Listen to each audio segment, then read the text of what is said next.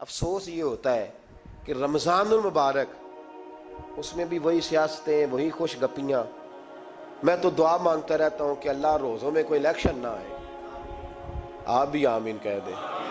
ورنہ وہی مصیبتیں، وہی جھوٹ سچ، وہی دروازوں پہ وہی. خدا کا واسطہ بس کر دو، رمضان شریف ہے، ٹھہر جاؤ ذرا.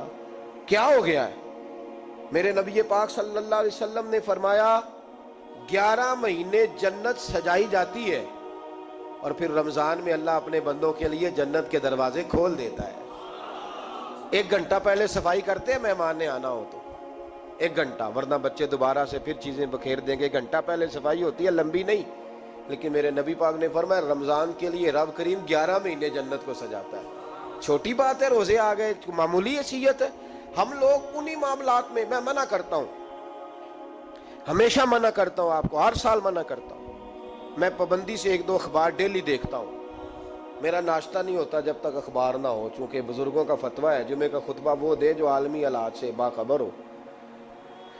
ہم کوئی رسمی تقریر نہیں کرتے کہ لوگوں کو کہیں کہ روزے آ گئے تو کون سا مہینہ چل رہا ہے تو مہینے کے حساب سے خطاب ہو. رسول اللہ صلی اللہ تعالیٰ علیہ وسلم کی امت کے جو ذمہ دار اور پہرے دار ہوتے ہیں انہیں امت کی پہرے داری کرنی ہوتی ہے. اس لیے وہ یہ نہیں دیکھیں گے کہ کون سا موضوع چل رہا ہے اس پر میں نے 1 گھنٹہ گزارنا ہے. ترجیحات پر بات ہوگی. بات یہ عرض کر رہا تھا کہ میں رمضان شریف میں اخبار نہیں دیکھتا. میری اپیل ہے آپ سے کہ آپ رمضان شریف میں نہ رمضان ٹرانسمیشن بھی نہ دیکھیں، ٹی وی پہ خبریں بھی نہ سنیں. سارا سال سنیے خبریں. ہماری خبریں سننے سے ملک میں کیا انقلاب آ گیا. یا وہ جو ہم نے چوک میں کھڑے ہو کے تجزیہ کیا تھا اس سے کتنے لوگ سنور گئے. چھوڑیں، جتنا وقت ملے وہ آ کے مسجد میں بیٹھے، اللہ کے گھر میں وقت گزارے، ٹائم دیں. عبادت آپ کو زندہ کرے گی، روحانیت پیدا کرے گی، توانائی آئے گی، خوبصورتی آئے گی آپ کے اندر، آپ زندہ رہیں گے. دنیا داری دلوں کو مردہ کرتی ہے. قرآن کی تلاوت، اللہ کا ذکر، مسجد کی حاضری روح اور دل کو زندہ کر دیا کرتا ہے. مسجد میں بیٹھیں، وقت دیں، مہربانی کریں. اور یہ بھی آج میں بڑی ذمہ داری سے عرض کر رہا ہوں، اگر آپ کبھی زندگی میں مجھے بھی دیکھیں نا ٹی وی میں کسی عورت کے ساتھ میں کسی پروگرام پہ بیٹھا ہوں تو آپ بالکل لحاظ نہ کریں. آپ بالکل وہ چینل بند کر دیں. ہمیں ضرورت ہی نہیں. میرے لیے کوئی مفتی دلیل نہیں ہے. وہ عورت کے ساتھ بیٹھا ہے پروگرام میں. میں نے تو وہ والا قرآن پڑھا جس میں اللہ کریم نے کہا عورتیں آ جائیں تو مرد نظریں نیچی کر لیں. ہم نے تو وہ والا قرآن پڑھا جس میں حکم ہے کہ مرد آئے تو عورت اپنی نظر نیچی کر لے. تو جہاں علامہ صاحب کے سامنے لڑکی بیٹھی ہے ٹی وی میں انٹرویو لے رہی ہے وہاں نظریں نیچی ہوتی ہیں؟ کہاں سے فتویٰ آیا؟ حضرت جنید بغدادی تو فرمایا کرتے تھے کہ حسن بصری پڑھانے والا ہو، رابعہ بصری پڑھنے والی ہو. تو پھر بھی ان کو بغیر پردے کے پڑھنے پڑھانے کی اجازت نہیں ہے. بات ختم ہو گئی. میں کل مجھے سرکاری یونیورسٹی ہے جامعہ کوٹلی کشمیر کی، انہوں نے مجھے دعوت دی کہ آپ کو لیکچر دینا ہے سائنس، تقوی اور رمضان. تو اسٹوڈنٹس ہوں گے، کچھ پروفیسر ہوں گے. تو میں نے کہا کہ اتنے بڑی جگہ آپ نے مجھے بلا لیا، یونیورسٹی لیول کے طلباء تو بڑے آگے جا چکے ہوتے ہیں. چلیں خیر، میں وہاں حاضر ہوا. جب میں پہنچا تو ایک پروفیسر صاحب مجھ سے کہنے لگے کہ لڑکیاں بھی ہیں. تو میں نے کہا کہ ٹائم دیتے وقت آپ سے گزارش کی گئی تھی کہ لڑکیاں نہیں ہونی چاہیے. تو وہ ایک جملہ بولنے ہی لگے تھے. تو میں نے ان سے کہا کہ آپ مجھے دکھیاں نوس مولوی سمجھ لیں، میں پرانے خیالات کا ہوں، آپ مجھے پرانا سمجھ لیں. اس لیے کہ میرے حضرت صاحب فرمایا کرتے تھے ہر چیز نہیں لے لینا، دین نہ نیا لینا. وہ 1400 سال پرانا ہی ہمیں ٹھیک ہے، ہمیں نیا دین نہیں چاہیے. کہنے لگے جی وہ بچیاں تھوڑی پیچھے بیٹھ جائیں گی. میں نے کہا آپ درمیان میں پردہ لگا لیں، میں انہیں نہ دیکھوں وہ مجھے نہ دیکھیں. ٹھیک ہے، بات سنیں، ختم ہو گئی. لیکن اگر وہ سامنے بیٹھیں گی تو ہم نہیں بات کریں گے. تو وہ چونکہ پی ایچ ڈی لیول کے لوگ ہوتے ہیں، زیادہ پڑھے ہوتے ہیں، دلائل دینے کی کوشش کی. تو میں نے کہا میں دلیل نہیں سنتا، میں سنتا ہوں یا اللہ کا قرآن یا مصطفیٰ کا فرمان. تو آپ مہربان. لیکن انہوں نے ضد نہیں کی، بڑے اچھے لوگ تھے. انہوں نے کہا جی ٹھیک ہے لڑکیاں نہیں بیٹھیں گی. میرا عرض کرنے کا مقصد یہ ہے کہ کیا فرق پڑتا ہے ہمیں. بہت سارے ذرائع ہیں عورتوں تک پیغام پہنچانے کے، پیغام پہنچ جاتا ہے، کوئی حرج نہیں. آپ باپ پردہ بندوبست کریں. ہمارے رمضان کے فجروں کے درس میں ہزاروں کی تعداد میں عورتیں آتی ہیں، ان کے لیے باپردہ بیٹھنے کا بندوبست ہے. لیکن کوئی ضروری ہے کہ ٹی وی پہ ایک عورت بن سور کے سامنے بیٹھے اور آپ اس کے سوالوں کے جواب دیں؟ ہمارے لیے نہ کوئی مفتی دلیل ہے ना कोई शेख उल हदीस दलील है। इस तरह का कोई मुफक्कर मुहक्किक हमारे लिए दलील नहीं, हमारे लिए दलील रसूलुल्लाह की जात है सल्लल्लाहु ताला अलैहि। खत्म हो गई बात। इसलिए कोई ऐसी ट्रांसमिशन ना देखो, किसी तरफ तवज्जो ना करो। यार 30 तो रोजे हैं, वो भी कई दफा 29 हो जाते हैं। अल्लाह कह रहा है याम मादूदात, एक गिनती के दिन है। और मेरे भाई क्या मुसीबत है, मेरा वक्त नहीं गुजर रहा। आप यकीन करें, अल्लाह जानता है, हम तो रमजान को जंजीरें डालते हैं, ये काम भी रह जाता है, रमजान गुजर जाता है, ये भी रह जाता है, रमजान गुजर जाता है, ये भी नहीं हो पाता रमजान। पता नहीं किस वक्त रोजे आते हैं, कब निकल जाते हैं। कहते हैं मेरा वक्त नहीं गुजरता तो मैं टीवी देखता हूँ। कुरान सारा पढ़ लिया, हदीसों का मुताला हो गया, अपनी आखिरत के लिए नफल सारे पढ़ लिए, तस्बीहात सारी हो गई। जो अब टाइम नहीं गुजरता था तो टीवी पे जा बैठे, किधर चले गए हम। अल्लामा इस्माइल हक्की ने हदीस लिखी, हजरत आयशा सिद्दीका रदी अल्लाह ताला अन्हा फरमाती है, तफसीर रूहुल बयान में मौजूद है। कहती है एक दिन हुजूर अचानक मेरे साथ आराम फरमाते बिस्तर से उठे निकल गए। हमेशा नबी पाक अलैहिस्सलाम का तरीका मुबारका था, जब रात को तहज्जुद के लिए उठते तो कहते अबू बकर की बेटी, हक तेरा है, वक़्त तेरा है, पर अगर तू इजाजत दे तो मैं अपने अल्लाह को राजी कर लूं। आज हुजूर ने पूछा ही नहीं, बिस्तर से उठे चले गए। कहती मैं उठी, मैंने दाएं बाएं देखा, महबूब नजर ना आए। हुजूर की तामद इस्तेमाल शुदा पड़ी थी, वो तामद मैंने उठा के ओढ़ ली और मैं निकल गई हुजूर को तलाश करने।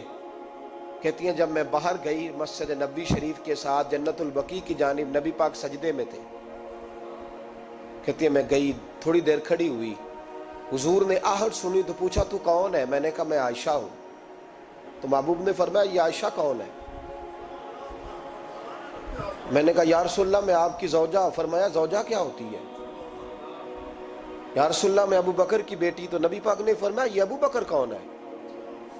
हजरत आयशा कहती है मेरा कलेजा फटने को आया, मैं वहां से परेशान हाल वापस आई। जब मैं गई थी तब भी हल्की हल्की बारिश थी, वापस लौटी तो फिर भी हल्के हल्के कतरे बारिश के गिर रहे थे। मैं आके हामती कामती बैठ गई, थोड़ी देर गुजरी तो नबी पाक तशरीफ ले आए।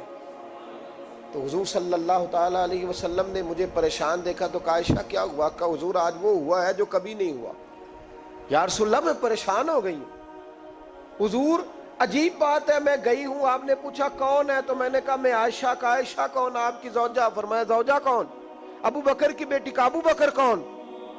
और फिर हुजूर मैं गई हूं तो मेरे कपड़े भीग गए, आप आए हैं तो कपड़े खुश्क हैं, समझ नहीं आई। तो लफ्ज सुनो हदीस के, नबी पाक ने फरमाया आयशा ली माल्लाह वक्तुन, मेरा अपने अल्लाह के साथ एक वक्त होता है। किसके साथ। आज मेरा दोस्तों के साथ वक्त है, आज मेरा घूमने का वक्त है, आज मेरा खुशगपियों का वक्त है, आज मेरा सियाहत का वक्त है, आज मेरा पिकनिक का वक्त है। मेरे नबी पाक ने फरमाया ली माल्लाह वक्तुन, आयशा मेरा अपने अल्लाह के साथ, मेरा अपने अल्लाह के साथ एक वक्त होता है। उस वक्त ना वहां कोई फरिश्ता आ सकता है, ना कोई नबी और मुरसल आ सकता है। जब फरिश्ता और नबी नहीं आ सकते तो आयशा और अबू बकर कैसे आ सकते हैं। तो कहा या रसूलल्लाह फिर वहां होता कौन है। तो हुजूर फरमाने लगे एक मैं होता हूं, दूसरा मेरा रब होता है, तीसरा कोई मौजूद नहीं होता। उम्मत को दर्श दिया एक वक्त 24 घंटों में ऐसा लाया कर जिसमें तू अपने रब को दुखड़े सुनाए, जिसमें तू दुआएं मांगे, जिसमें तू अर्ज और नियाज करे, जिसमें तू अपने गुनाहों की माफ़ी चाहे। आला हजरत के वालिद गिरामी से किसी ने पूछा मौलाना नकी अली खान साहब से कि हजरत जी फिरौन 500 साल ही हुकूमत कर गया, 500 साल ही हुकूमत कर गया, अल्लाह का मुकाबला करने वाला पक्का काफिर बेईमान।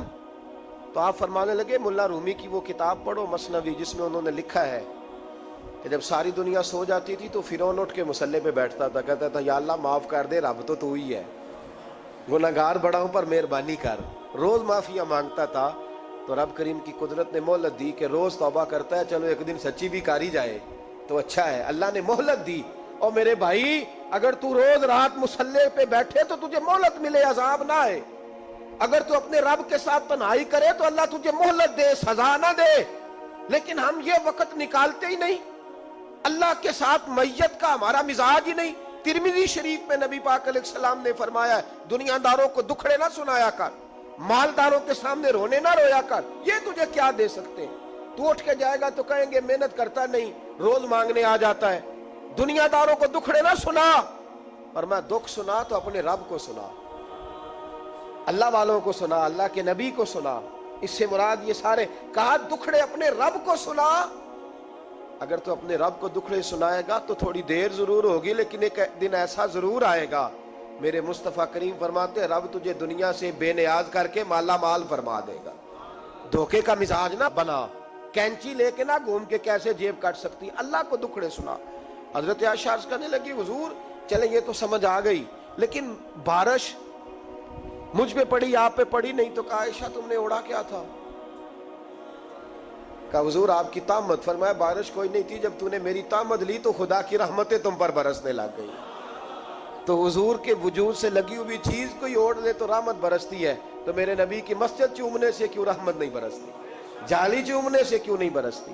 جہاں جہاں حضور رکے، جہاں جہاں نبی پاک ٹھہرے، وہاں جانے سے کرم کیوں نہیں ہوتا؟ تو عزیزو یاد رکھو، رمضان میں ایک ڈیوٹی آپ نے یہ کرنی ہے کہ عبادت کو وقت دیں، ٹائم نکالیں۔ جو اتنے سے بھی فارغ ہے نا، وہ 19ویں روزے تک کل فارغ ہو کے 20 کو اتقاء